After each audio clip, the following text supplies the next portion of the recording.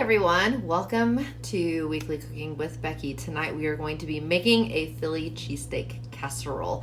It will all be made in a skillet, first on top of the stove and then transported into the oven, so it needs to be an oven-proof skillet, either up to broil or if it's up to 500 degrees, set it to 450, and I'll talk about that at the end.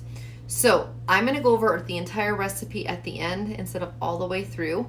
What I want to let you know now is that I have 2 tablespoons of avocado oil already getting hot in the skillet, and I'll turn it there in a second.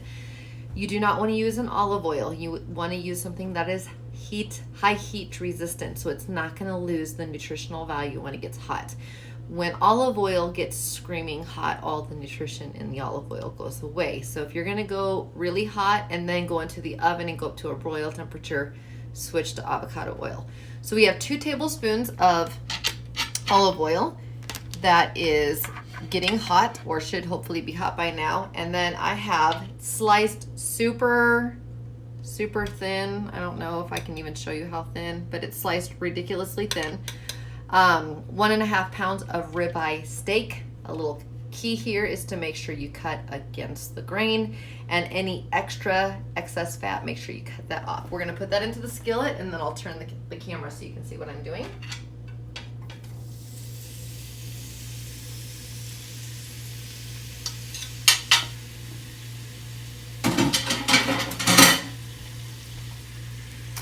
Okay, so I don't know how well, but right now over here I have the meat, and because it is sliced so thin, it's not going to take long at all.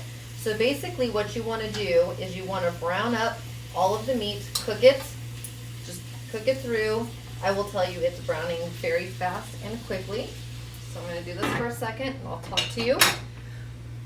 Then the other thing you want to have ready, and I have a bowl ready to put the meat in once cooked, because you're going to need to take it out and transfer these in. So let me just tell you about this real quick. Also sliced paper thin. Everything is sliced paper thin.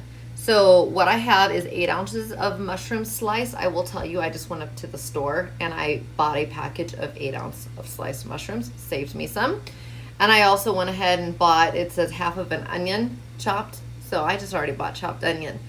I'm always about saving stuff. So I did have to chop up the red pepper and the green pepper, and I'll go over measurements at the end. But in here is mushrooms, green pepper, red pepper, and onion. Once the meat is done, I'm just going to let you know what's going to happen, and then I'm going to come back. I'm going to put the meat in this bowl. And using the leftover grease from here, I'm also going to get juices from here, but I'm going to transfer this over. The only thing I want to do while I am cooking both dishes is make sure that I salt and pepper. Remember, pink Himalayan sea salt, electrolytes. Believe it or not, it gives you fluid. It does not take it away. Make sure you're using the pink kind. And I grabbed the wrong pepper. I need the pepper mill. There it is. Just enough to give it some flavor.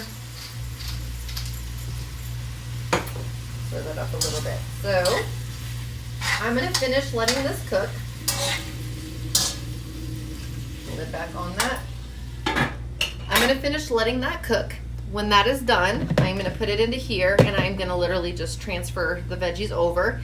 When I do the veggies, and once again, I'll go over amounts at the end, I'm also going to be adding some garlic and additional salt and pepper. And then we are going to combine and top at the end. So meat is cooking, veggies are ready to go. I'll be back to show you the final step and then the final product. Okay, the meat is cooked, the veggies are cooked. I had about a tablespoon's worth of grease from the meat, so that's kind of what you want to aim for. No 2 ribeyes are the same, so if you have a lot of grease, reduce it down to about a tablespoon. Have a little bit, but obviously with low carb, you only want moderate fat, not high fat. Now if you're keto, maybe you want 2 tablespoons of grease, but I'm moderate, so I brought it down to 1 tablespoon. I have now cooked the meat, cooked the veggies. What I'm going to simply do is put them back all together. and give everything a stir. Mix it up all well, and I will tell you the veggies give off a ton of fluid, which is just amazing. And it looks great in here. Tried to make it so you guys could kind of see what I'm doing. So everything getting all nice and mixed up. I'm going to try to spread it around evenly.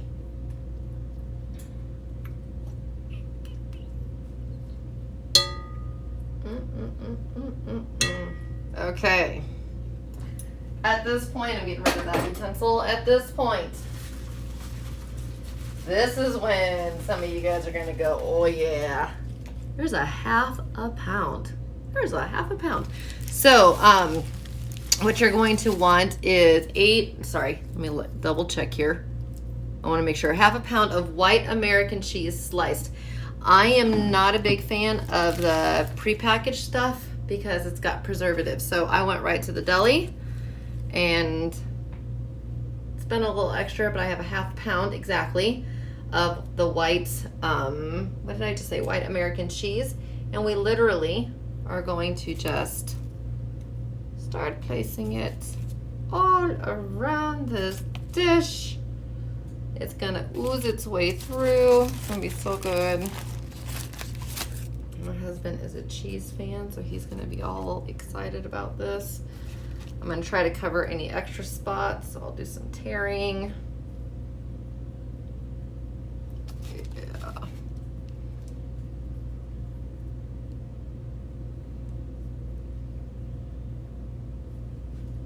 That looks good.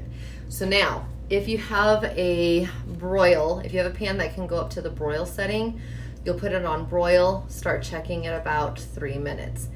My pan is only up to 500, so I reduced it down to 450, which means it's gonna take me more like 6 or 7. I will let you know when we're ready to plate it up. All right, let me put this in the oven actually real quick, and then I'll do the nutrition while it's cooking. We'll get 2 birds done with 1 stone, as they say. So here I go.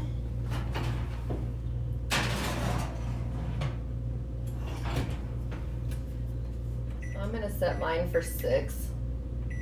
We'll see. All right, so here we go. Let me go over the ingredients with you guys as we are waiting, and then I'll show you the finish. So we have 2 tablespoons of avocado oil, 1.5 pounds of ribeye steaks sliced thin, 8 ounces of mushrooms sliced. Everything is sliced, everything thin. 1 green bell pepper sliced, 1 red bell pepper sliced. There's a typo on the word pepper. Sorry about that. 1/2 pound of white American cheese sliced, 1/2 of a white onion sliced, and then 2 cloves of garlic minced. Here we go.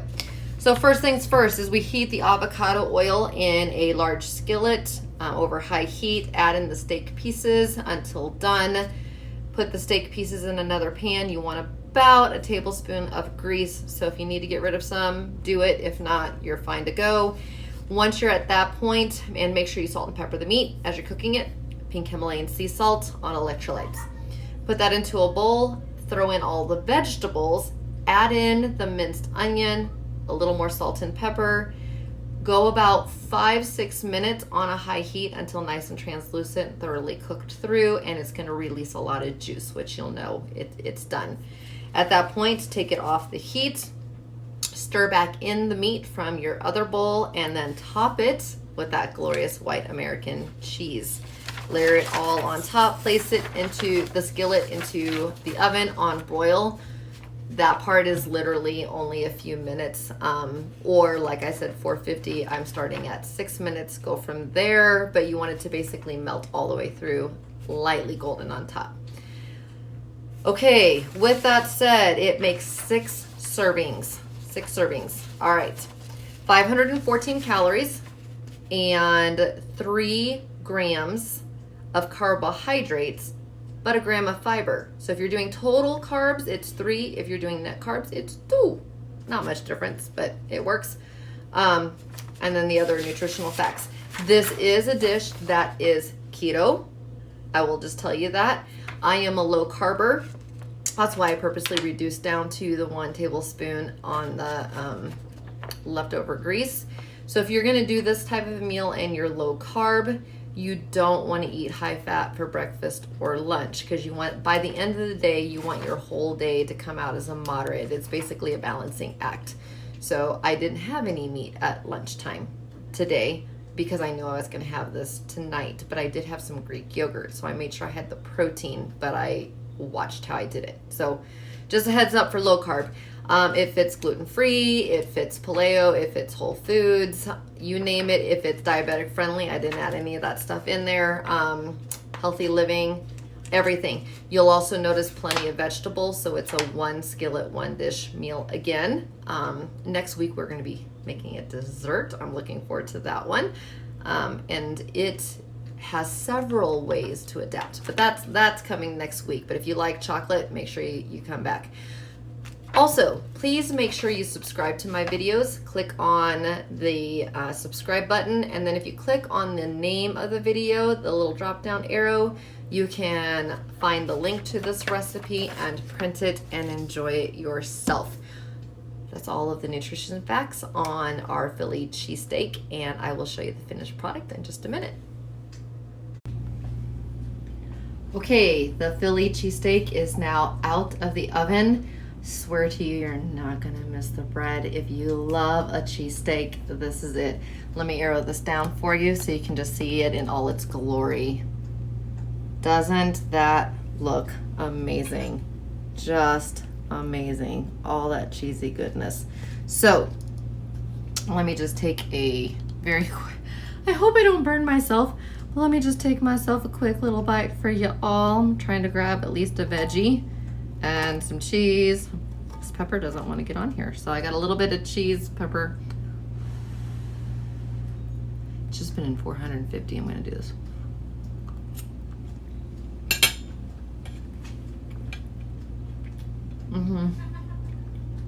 That cheese is a bomb. It makes the whole meal. All right.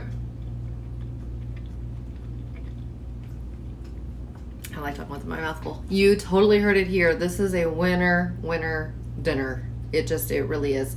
So, like I said, please subscribe, please follow me, arrow down. I hope you print and enjoy this recipe. Feel free to share it out to family and friends.